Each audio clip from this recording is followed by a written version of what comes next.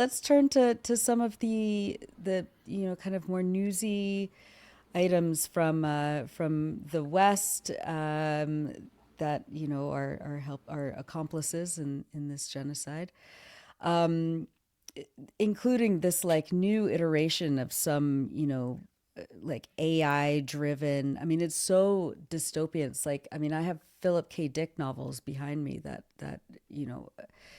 I mean, the kind of Less disturbing than this reality. exactly, Yes. like it would be too heavy-handed. People would say Yeah. this, you can't write this kind of thing. But here we are. So talk about this new. It's literally called the Great Plan, Yeah. GREAT. Yeah. What can we say about this? I want to talk about this a little, but I don't actually want to talk about the plan very much because, Good. in a way, I think it's Yeah. beside the point. Yeah. Um, but this was revealed in the Washington Post. I think it was on over the weekend. I was in County Clare in the west of Ireland and uh, speaking to an event hosted by the Clare branch of the Ireland Palestine Solidarity Campaign. And as I was on my way there, I was really thinking about this and some of the historical parallels that it evoked for me. And we'll get into that in a few minutes. But let's look first at what this horrific plan is. And it came out first, it was revealed in this Washington Post story, and you can see the headline there. Gaza post-war plan envisions voluntary relocation of entire population. And I'll just read a bit of it. It says, a post-war plan for Gaza circulating with the Trump administration, modeled on President Donald Trump's vow to take over the enclave, would turn it into a trusteeship administered by the United States for at least 10 years, while it is transformed into a gleaming tourism resort and high-tech manufacturing and technology hub. The 38-page prospectus seen by the Washington Post envisions at least a temporary relocation of all of Gaza's more than 2 million population, either through what it calls voluntary departures to another country or into restricted, secured zones inside the enclave during reconstruction. Now, just as an aside, restricted, secured zones has another word Yeah. that is well known from history, invented by the British in Southern Africa, and then this is not the right word, perfected by the Nazis in World War II, which is a concentration camp. Um, those who own land would be offered a digital token by the trust in exchange for rights to redevelop their property to be used to finance a new life elsewhere, or eventually redeemed for an apartment in one of 6 to 8 new AI-powered smart cities to be built in Gaza. Each Palestinian who chooses to leave would be given a $5,000 cash payment and subsidies to cover 4 years of rent elsewhere, as well as a year of food. So that's just to give a flavor of this. And as you mentioned, Nora, it's called the Gaza Reconstruction, Economic Acceleration and Transformation Trust, or GREAT. And it was developed by some of the same Israelis who created and set in motion the so-called Gaza Humanitarian Foundation, which whose dystopic name it actually does the opposite. It's murders Palestinians while they attempt to seek aid. Yeah. And the Washington Post later published the whole document that it obtained, and I think we can look at that now. And I just want to, we're not going to go through it in detail because it is all disgusting and horrifying. And those AI images are ones that were previously released by Benjamin Netanyahu's office. So we know where this all originates. But I just want to look at, The subtitle. I just have to point out the subtitle. yeah, From a demolished Iranian proxy to a prosperous Abrahamic ally. I mean, just It looks so amateurishly done as well. and who just demolished it and who demolished it. demolished it? Yeah, it is amateurish and we can laugh at it in a way, but remember, The It's very context for this, disturbing too. Yeah. the context for this is the systematic destruction of Gaza City that we're seeing now. So these people are deadly serious in a way. They're not serious about helping people from Gaza, but No, they they're are serious serious about killing them and destroying it. taking the land as they've always done. Yeah. But let's just look at page 6, because that to me is just so emblematic of just the horrifying thinking in this. It's the one titled Reimagining Gaza 10 Mega Projects. And just to give you a sense of how gross this is. So there's the Abraham Gateway. So that's a reference to the so-called Abrahamic or the Abraham Accords tying Israel to US-backed Arab tyrannies in the Gulf in particular. And then there's the MBS Ring and MBZ Central Highway. So MBS, Mohammed bin Salman, the head-chopping crown prince of Saudi Arabia, the effective ruler who just less than 2 weeks ago executed somebody in Saudi Arabia for going out protesting when he was 15 years old, and who was, of course, notorious for dismembering with a bone saw Jamal Khashoggi, the Saudi dissident journalist. So he'll get a highway named after him. And then MBZ, Mohammed bin Zayed, who is the despot of the Israel-allied United Arab Emirates dictatorship. And then there's the Elon Musk smart manufacturing zone and the Gaza Trump Riviera and Islands. So this is just to give a sense of how revolting this is in every possible way. But that's not really what, caught my attention. It's this claim that the people of Gaza are going to be helped by this, that they're going to be given a digital token, whatever that is. I don't know, it's a QR code or something, for their land, for the very land of Palestine, that they can redeem in the future for something or other. And so it's this promise, and or they can leave or they can go into a concentration camp, effectively.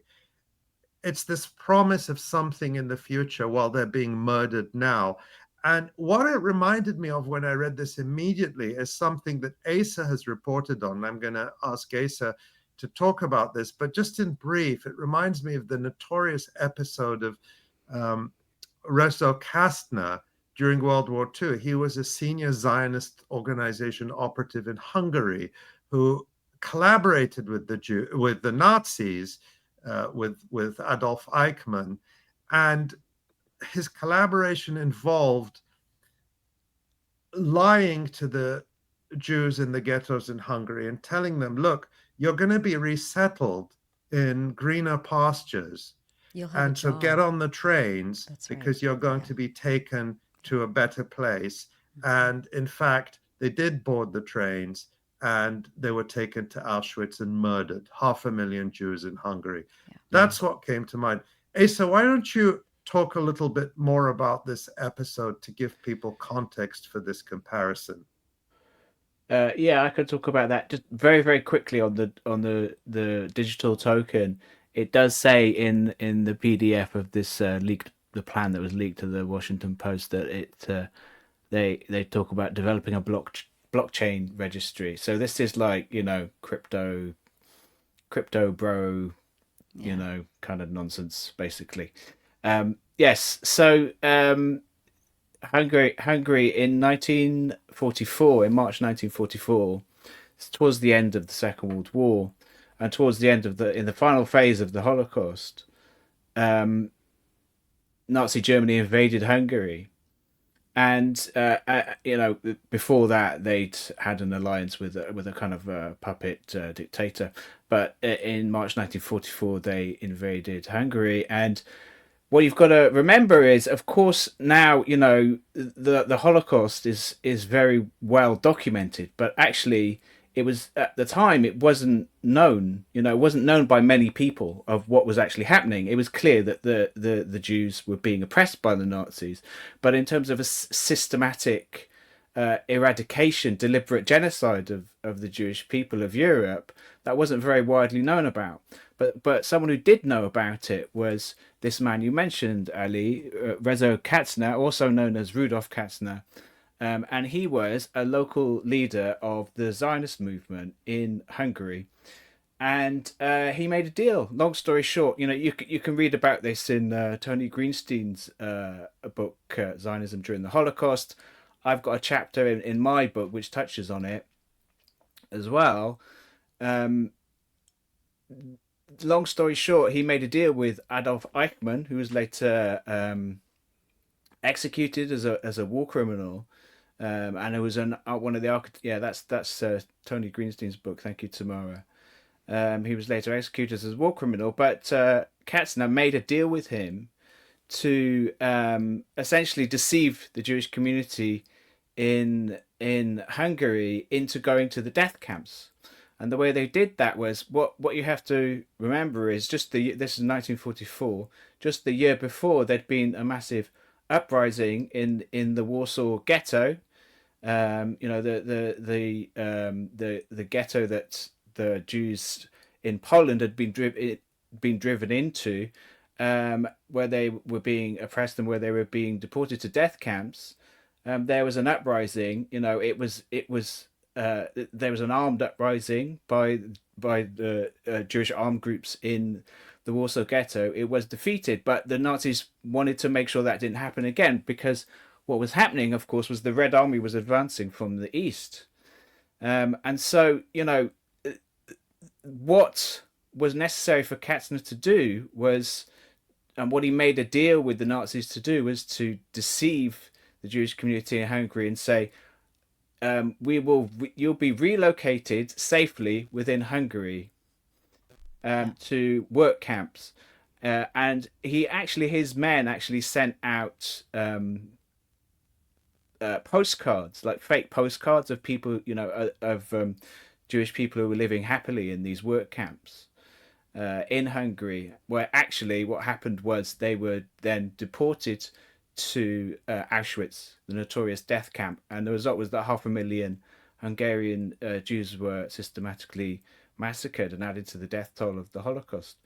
And so, like in these plans, it says that Palestinians will leave temporarily and voluntarily, and then they'll be able to come back if so they choose. There's absolutely no reason to believe if they chose to leave that they would be allowed to come back.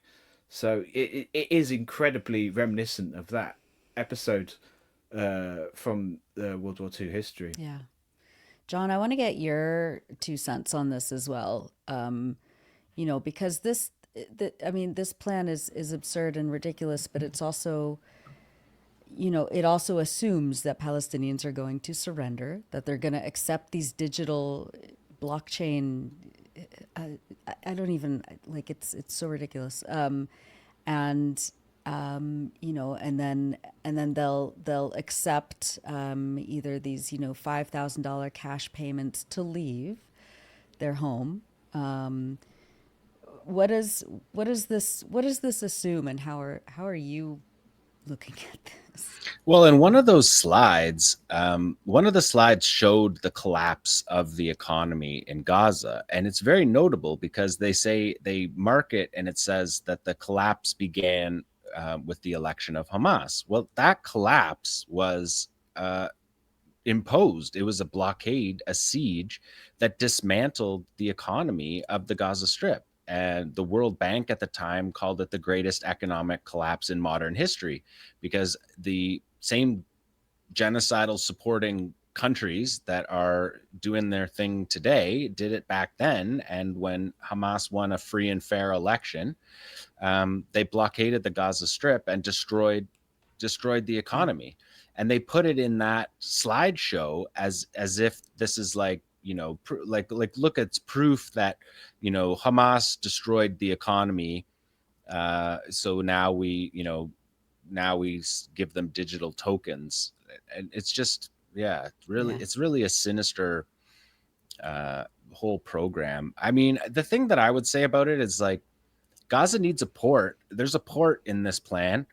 keep the port and get rid of the rest of the plan. Like the port, give Gaza a port that they can trade with the outside world without being controlled by Israel, without being controlled by Egypt. Give them their own port, and let them rebuild their own economy. Pay reparations for the destruction that your weapons funded. You could pick the countries that could pay for the reparations and allow Palestinians to do it. They don't need Jared Kushner and Elon Musk and the Gulf despots. They can do it themselves, and that is the way that this war should be ending. That's what those proposals should be. They should be for reparations and give Palestinians the heavy the heavy machinery to clean up the genocide, and have a port where they can trade with the outside world. That it could And be a lot simpler than this. yeah, and the most simple option, obviously, and the one that makes the most sense and is the most humane, and the one that abides by all the international legal obligations, if that even is a thing that means anything anymore, is the right of return for Palestine, 80% of whom in Gaza are not from Gaza. They're from towns, cities, and villages on the other side of the so-called Israel boundary. You know, like But that. also, if you have Yeah. a port, people can return to Yes, Gaza who that's are right. not allowed to go through the Yeah. the nexus of control through Egypt. Right. For stateless people without proper passports. Give them a port where people can come. There's lots of solutions to this situation that could be thought through. This one Yeah. is It's dystopian is, I think, is like an understatement, yeah. because Yeah. it's so It's a deeply fever rooted dream. Yeah. in Israeli policy. Like, to say that the economy in that chart, they compare it to the West Bank, and they say, oh, the West Bank had moderate economic growth, but look at Gaza collapsed after 2006. Like, Yeah. they were on a caloric intake requirement done Yeah. by person. They weren't allowed to ship anything in and out. It's just, it's very frustrating. And you can tell the people Psychotic. who wrote it don't have a clue what they're talking about. They don't have the first familiarity with actual people in the region, let alone in Gaza. Like, if tomorrow, if you can bring up page 8, I mean, it looks like some of it was possibly this report was possibly constructed by AI, because there's this course. image on page 8 which just it looks like they sort of said, hey, whatever, hey, ChatGPT, generate, an image of a new Gaza that looks like Dubai, because it literally looks like a sort of Dubai Yeah, that's in skyline. fact what happened, Asa. The images earlier in the document were previously published by Netanyahu's office, so that gives us a clue who's really behind this. And even the Yeah. Washington Post says that the authors of this are many of the same Israelis who were behind the Gaza Humanitarian Foundation. But none of this is to be taken at face value. No. They don't really plan to do any of this. This is all a way to market their genocide, to Yeah. put a Yeah. spin on their genocide, that the extermination of the Palestinian people in Gaza is good for the Palestinian people, just like making those Jews in Hungary board the trains to Auschwitz is good for the Jews Right. of Hungary. Right. Yeah, That's it's that's what It's it all is. to impress, their allies in the Gulf. It's all to, this is the people they hope will fund it. absolutely the people And they hope will continue to let the West massacre Palestinians until they can do what they want. Like this, and exactly. and I think, as Ali says, like, it's not a serious plan for reconstruction. It's a way to trick Palestine. They probably Yeah. see it as a way to trick Palestinians into leaving with these kind of sort of glittering promises. But I think it's interesting to make the historical parallels to Hungary and the Holocaust and so Yeah. forth. I think the big difference is that Palestinians are not going to be tricked like that, because they Well, have the historical precedents. And everybody in Gaza, especially, as it was said, 80% of them, of whom are refugees and the immediate descendants of refugees, was brought up on the stories of how their fathers, mothers, grandfathers, and grandmothers, in the Nakba, left, um, hoping to come back immediately, and have still not been allowed to go back to their homes. well, the problem, or really the reality, is that Israel is systematically destroying everything in Gaza, and there will be no housing, no hospitals, no water, no sanitation, no jobs. There's already no food. And so people, no matter how resilient they may be, no matter how much they have tried to hang on, will have no choice but to leave. That is the calculation. And it's the reality that people in Gaza are reaching levels of desperation and hardship that even in 2 years of genocide, they have not seen before. So that's why Israel has to be stopped from completing this genocide. This is the final solution. This is the final solution for Gaza, the total annihilation of Gaza, and marketing this mass murder as good for the Palestinians. It's exactly the same as what the Nazis and their Zionist collaborators did in Hungary, updated with techno-bro jargon. And that is the utter horror of what we're dealing with. And the world is still, Emmanuel Macron announced he's going to have a conference co-hosted with the very same Mohammed bin Salman, the head chopper bone saw, Mohammed bin Bone Saw, in New York at the UN on the two-state solution, the most irrelevant conference ever. And no Palestinians will even be there, because even the collaborationist Vichy-style leadership of the Palestinian Authority can't be there, because the United States has, in violation of the UN headquarters agreement by which it hosts the UN, banned them from coming to the United States. And the UN is now so weak and useless that they're just carrying on. I haven't checked for a couple of days, but in the first day or two after this, Antonio Guterres, the UN Secretary General, said nothing.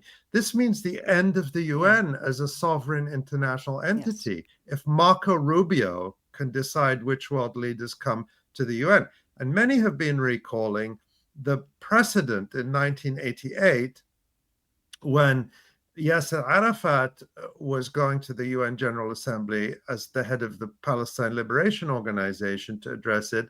And the Reagan administration, Reagan or George H.W. Bush, I can't remember exactly, but anyway, the US administration refused to give him a visa. So the entire UN voted to move its General Assembly session to Geneva. And that was their way of preserving the sovereignty of the United Nations, that no one country, let alone the host country, gets to dictate who can come to the UN. So by taking this lying down, there's been no discussion even of moving the UN session. And I don't say this out of any support of the Palestinian Authority. Everyone knows what I think of them.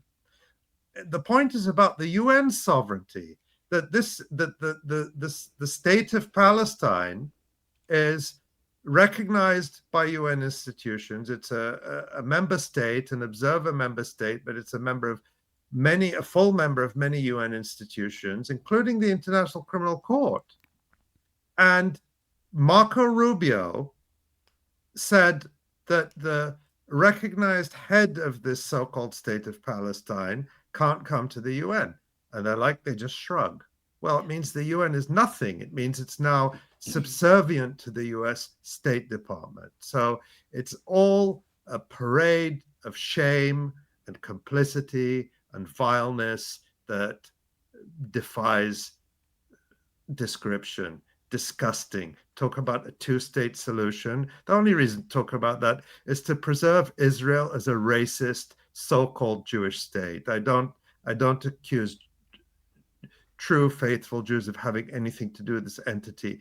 Instead of talking about stopping the genocide, stopping the Holocaust, sanctioning this entity, when we've seen lie after lie after lie from governments that claim to be supporting Palestine. Last week we had this announcement from Hakan Fidan, the foreign minister of Turkey, claiming that Turkey has closed its airspace to Israeli aircraft. And that was a big announcement that turned out to be a lie. They said the only thing we're closing Turkish airspace to is Israeli government planes or planes carrying weapons. But Israeli commercial traffic continues to fly over Turkey. And I don't know if the Turkish government is inspecting the cargoes of those commercial planes to find out what they're carrying, because we know Israel carries military cargoes and commercial planes.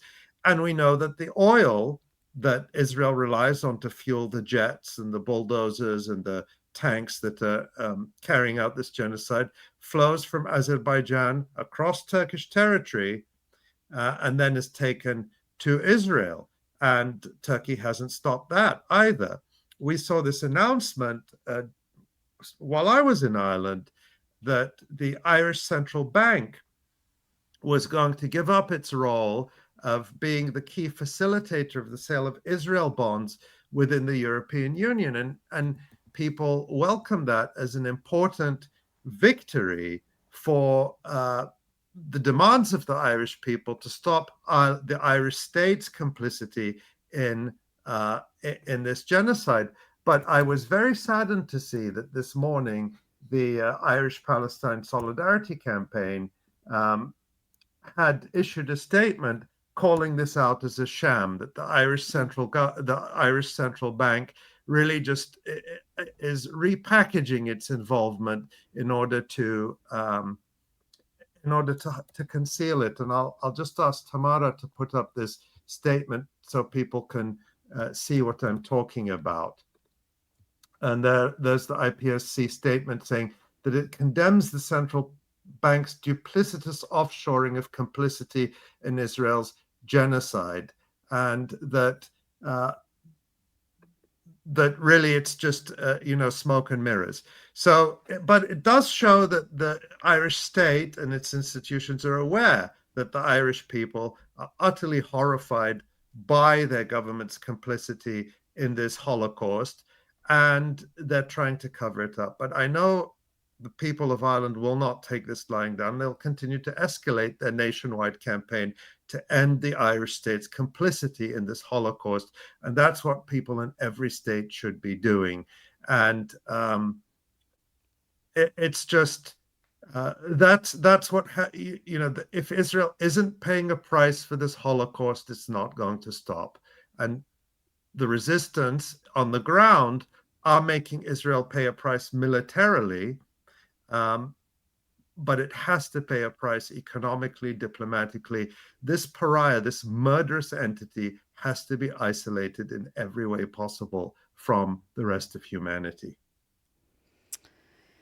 Well said.